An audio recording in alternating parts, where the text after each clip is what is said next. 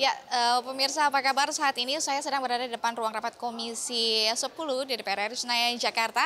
Nah, sesuai dengan keberadaan saya hari ini, pemirsa seperti pasti tahu kan pendidikan tinggi merupakan salah satu pilar utama yang juga menjadi sorotan di negeri ini, di mana kita juga mendengarkan bahwa ada pembahasan terkait dengan RAPBN tahun 2026 mengenai alokasi anggaran antara perguruan tinggi negeri PTN dan juga perguruan tinggi negeri swasta atau PTS. Nah, PTN mendapatkan alokasi 5,8 triliun pemirsa, dan juga ini untuk dialokasikan di 120 kampus, ditambah lagi ada 2,3 triliun untuk sasaran maksud kami sasaran prasarana, dan juga ini diberikan kepada seluruh PTN yang ada di Indonesia.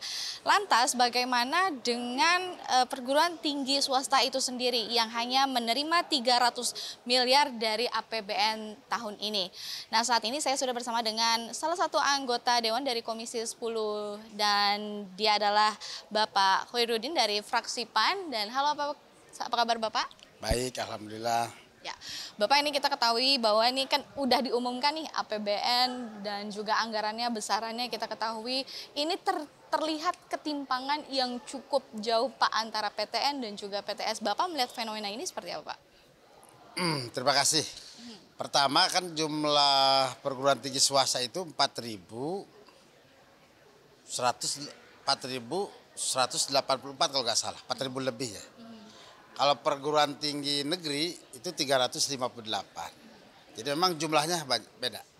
Saya ingin sampaikan kenapa saya sebut jumlahnya dulu, biar kita memahami dulu bahwa dari sekian hampir 10 juta rekrutmen mahasiswa itu terbesar oleh swasta.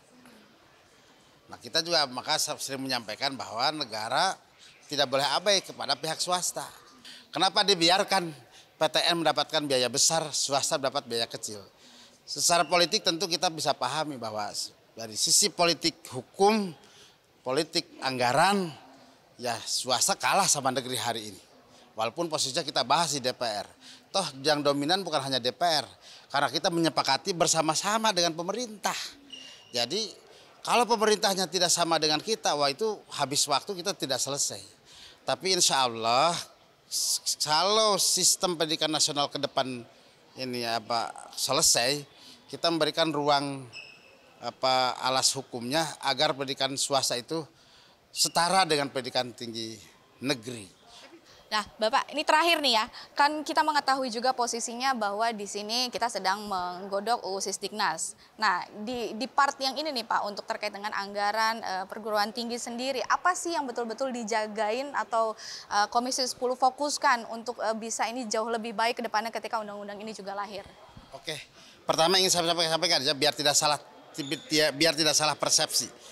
Hari ini belum ada pembahasan rancangan undang-undang.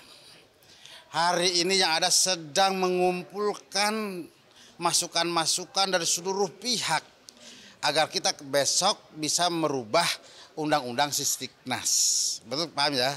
Jadi yang hari ini bersebaran ada rancangan undang-undang Sisdiknas itu zaman Pak Nadiem Makarim yang ditolak oleh Badan Legislasi. Yang hari ini yang kita sedang garap belum ada RUU-nya, belum ada DIM-nya.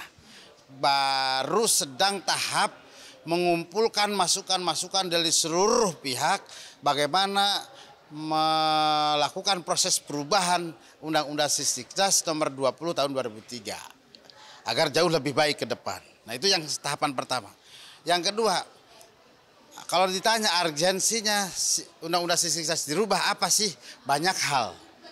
Baik dari sisi ketenaga kerjaan, ketendikan tenaga pendidik, baik dari infrastruktur, baik dari sisi kesiswaan dan tentu pembiayaan. Nah, contoh dari sisi ketendik tenaga didik, bagaimana mereka mendapatkan kesejahteraan guru kita itu, bagaimana guru kita juga mendapatkan perlindungan hukum, bagaimana guru kita juga mendapatkan pemberdayaan, peningkatan kapasitas kemampuan, dan itu negara punya kewajiban. Yang kondisi hari ini guru kita itu lemah posisinya. Kalau memberikan proses pendisiplinan terhadap Undang-Undang Sisdiknas ini, bagaimana ke depan yang 20% itu milik pendidikan. Paham nggak? Bukan milik kementerian lembaga. Itulah perjuangan kita. Catat sekali lagi ya, belum ada RUU-nya. Dulu inisiasinya oleh Menteri Pendidikan, Pak Nadiem Makarim.